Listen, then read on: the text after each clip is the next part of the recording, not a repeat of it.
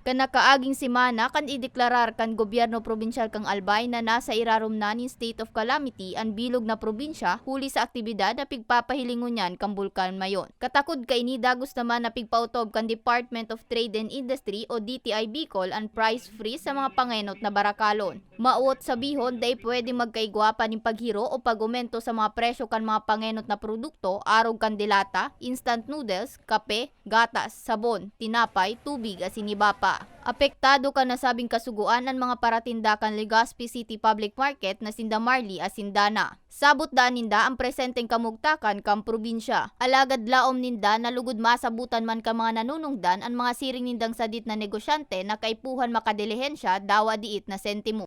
Tamay minsan man kaya po na arababaon sa DTI tapos medyo halangkaw po yung puhunan. Kaya medyo pigaano-ano min na lang. Tatama-tama na lang. So ibang kaya pa man na pwede may pangsunod doon. Pero yung iba baga po nakalag naman ngunyan baga po ang price nag-aaral lang kaon na. Kaya gano'n mapagalo man habulon naman sa presyo kang DTI.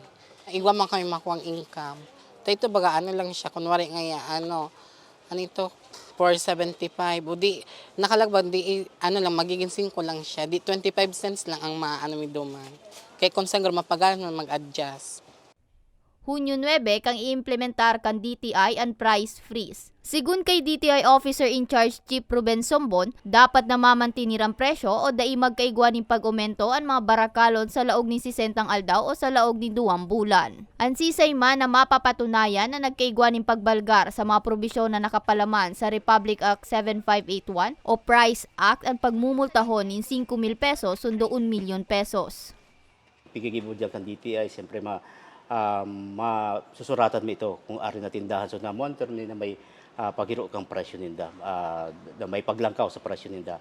Through letter of inquiry ang pigapod ni kayan. So ma-explain sinda kung nata malagaw sa presyo ninda. Kung di kami ma-justify kang explanation ninda, that's the time na ma-issue kami formal charge. Pag na-issue itong formal charge, may penalty na po yan.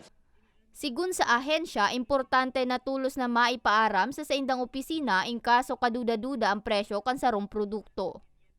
Sa mga parabakal po, sa mga consumers, di po kitang mag-audit sa lalo-lalo na supply kang kasatuyang mga basic necessities. Yan po Department of Trade and Industry para po magbantay kang presyo and of course supply. Ang supply inventory level nila, lapig sabi sa muya, is 15 days hanggang 1 month ang inventory. So wala po kitang problema sa pag-transport kasi ito yung mga produkto hali sa Metro Manila or hali sa ibang region. So di po kita mag-panic buying.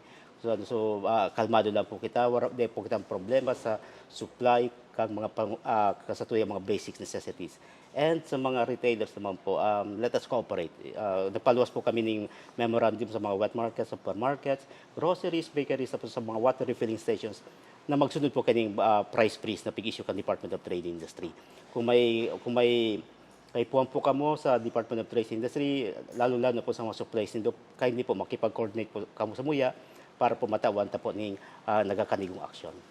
Sa ngunyan, urual daw ang ginigibong paglibot kan DTI sa mga merkado publiko sa probinsya, maging sa supermarkets o grocery stores, as in water refilling stations. Ngani ma-monitor na nasusunod ang nasabing kasuguan. Para sa mga baretang tatak Bicol, May Arango.